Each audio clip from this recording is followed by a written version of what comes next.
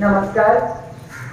उपस्थित सर्व मान्यवर, सर्व ज्येष्ठ, सर्व ग्रामस्थ, सर्व वडीलधारी, आमच्या इथे बसलेल्या आजी, आज खरं तर एवढ्या सकाळी आपल्या या नागेश्वरच्या मंदिरामध्ये, या आवारामध्ये आपण सर्वजण एवढ्या मोठ्या संख्येने उपस्थित राहिलात याबद्दल मी आपली खरंच मनापासून आभारी आहे. कसं वेळ थोडा राहिलेला आहे, तुम्हाला माहिती आहे मी कशासाठी आलेली आहे. लोकसभेच्या निवडणुका होऊ घातलेल्या आहेत. येणाऱ्या 7 मेला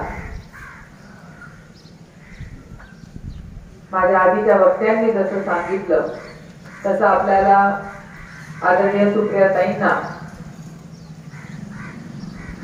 संसदेत पाठवायचं आहे, पुन्हा पाठवायचं आहे.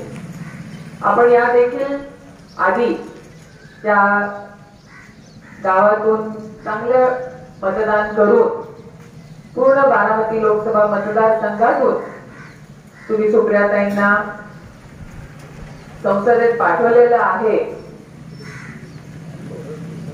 आणि इथे बसलेल्या प्रत्येक माझ्या बांधवांनी मला सांगावं की तुम्ही त्यांना मतदान केलं तर तुमचं मत वाया गेलं का. संसद गाजवण्याचं काम, जसं मगाशी बाजीरावनी सांगितलं की तिथे जाऊन डोळ्यात डोळे घालून बोलण्याचं जे काम जर कोणी केलं असेल तर त्या तुमच्या आपल्या लेकीने, आपल्या ताईंनी हे निश्चितपणे आपल्या सर्वांना दाखवून दिलेलं आहे. आपल्याला संसद गाजवणारा खासदार दिल्लीला पाठवायचा आहे. त्याच्यामुळे प्रत्येकाने हा विचार डोक्यामध्ये आणला पाहिजे की आपल्याला जे संविधानाने, डॉक्टर बाबासाहेब आंबेडकरांनी जे आपल्याला अधिकार दिलेला आहे मताचा, ते आपलं मत हे योग्य व्यक्तीला जातंय का याचा विचार करायची आज खऱ्या अर्थाने पाळी आलेली आहे.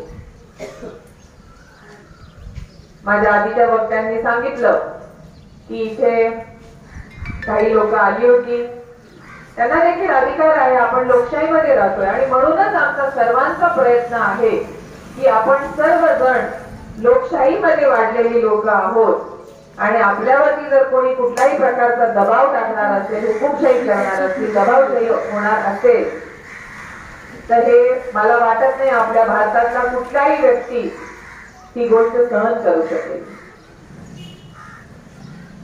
ज्या नेतृत्वाने इथे येऊन इथेच नाही बोललेले आहेत ते अनेक ठिकाणी माझ्या कानावर हे